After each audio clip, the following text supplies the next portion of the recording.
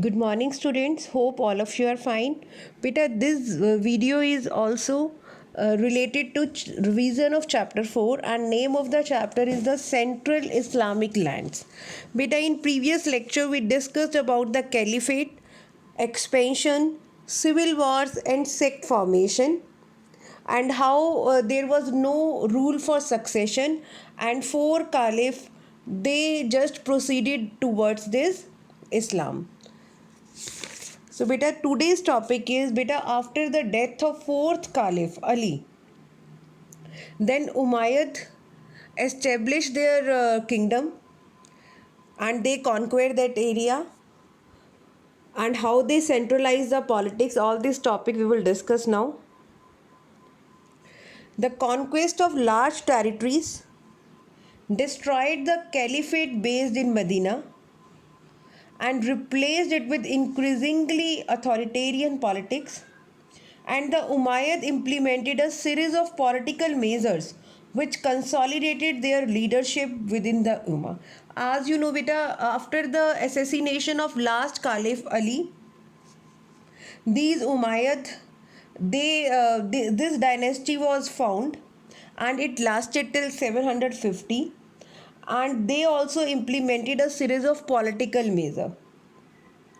The first Umayyad Caliph Muawiyah moved his capital to Damascus and adopted the court ceremonies and administrative institution of Byzantine Empire. As you know, beta, this Byzantine Empire, it was conquered by a caliph, and here the religion was Christianity. He also introduced hereditary succession and persuaded the leading Muslim to accept his son as his heir. Beta, as you know, at the time of Prophet Muhammad or first four caliph, there was no system of succession. But now under Umayyad dynasty, this succession system was introduced, and even these innovations were adopted by the caliphs who followed him, and allowed the Umayyads to retain power for 90 years and Abbasids for 2 centuries. And the Umayyad state was now an imperial power. Means it was not any Islamic state or religious state. Now it became an imperial power. As you know that court ceremonies were also going on. Succession system was there. And now it was no longer based directly on Islam, but on statecraft and the loyalty of Syrian troops. There were Christian advisors in the administration, as well as Zoroastrian scribes and bureaucrats. It means now this imperial system was multicultural. Christian peoples were also there, Zoroastrian was also there. So, however, Islam continued to provide legitimacy to their rule. The Umayyads always appealed for unity and suppressed rebellions in the name of Islam. Because now there was the diversity, there was the multi religious culture, so rebels were also there, but all those rebels, those were suppressed, and they also retained their Arab social identity. And during the reign of Abd al-Malik and his successors, both the Arab and Islamic identities were strongly emphasized, and even they were took to the adoption of Arabic as the language of administration, and the introduction of an Islamic coinage. Means now the coin were also changed to with the inscription of Arabic inscription over there. The gold dinar and silver dirham that had been circulating in the caliphate were copies of Byzantine and Iranian coins with symbols of crosses and the fire altars, and Greek and Pahlavi inscription.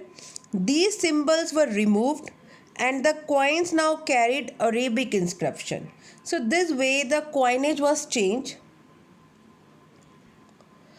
Abd al-Malik also made a highly visible contribution to the development of an Arab Islamic identity by building the Dome of the Rock in Jerusalem.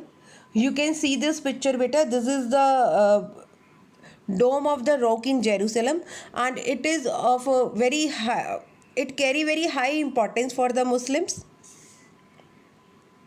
And down of it you can see this highlighted box beta. Here you can see the Byzantine gold solidus dinar, and which show the emperor Heraclius and his two sons. Then the dinar, portrait gold dinar struck by Abdul Malik with his name and image. So this way beta coinage system was changed under this Umayyad dynasty. Now the next topic is regarding the Abbasid revolution. As you know, this Abbasid dynasty, it ruled for 2 centuries. So the next topic is related to that. Like, for their success in centralizing the Muslim polity, the Umayyads paid a heavy price. A well organized movement called Dawa brought down the Umayyad and replaced them with another family of Meccan origin, the Abbasids, in 750. As you know, beta, in politics it usually happen.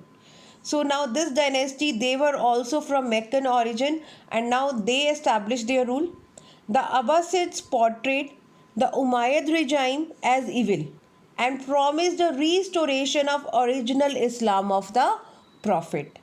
Now beta, these Abbasid, they just emphasize that they will restore the Islamic state that was created by Prophet Muhammad.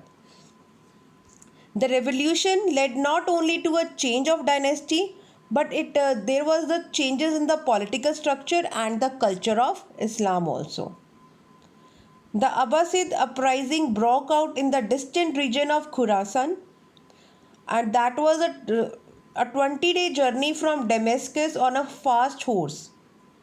And this area had a mixed Arab Iranian population which could be mobilized for various reasons.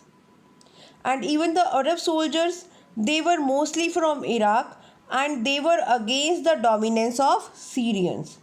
The civilian Arabs of Khurasan disliked the Umayyad regime for having made promises of tax concession and privileges which were never fulfilled. Means Umayyad dynasty, they offer so many concessions and privileges, but they were never fulfilled. That is why these Arabs, they were against the Umayyad dynasty. And as for the Iranian Muslims, they were exposed to the race conscious Arabs, and they were eager to join any campaign to oust the Umayyad. So this way, so many people, they just joined just to push out the Umayyad dynasty. And the Abbasids, descendant of Abbas, the Prophet uncle, mustered the support of the various dissident groups, and even they bid for power by promising that a Messiah from the family of the Prophet would liberate them from the oppressive Umayyad regime. Now you can see beta, उन्होंने reason क्या दिया कि now the Abbas, जो कौन थे, who was uncle of Prophet Muhammad, he was from that same family, and he just presented him as a Messiah, as the messenger of Prophet, and he would liberate them from the oppression and the exploitation of Umayyad. Their army was led by an Iranian slave, Abu Muslim, who defeated the last Umayyad Caliph Marwan in a battle at the river Jab. Under Abbasid rule, Arab influence declined while the importance of Iranian culture increased. And the Abbasid established their capital at Baghdad, near the ruins of the ancient Iranian metropolis.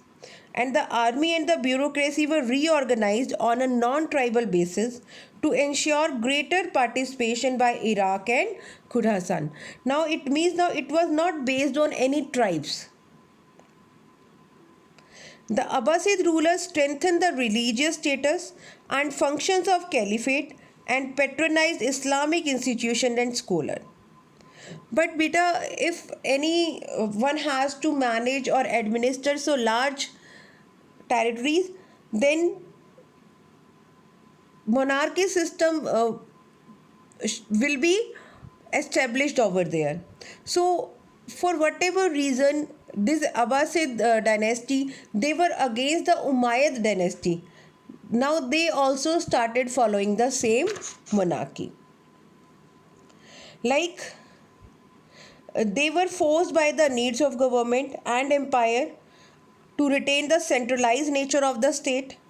They maintained the magnificent imperial architecture, and they just elaborate the court ceremonial of Umayyad. And actually this regime, this Abbasid regime, it was established against the Umayyad just because they were emphasizing more on the court ceremonies rather than the religious ceremonies. But now again the monarchy found itself compelled to establish it again.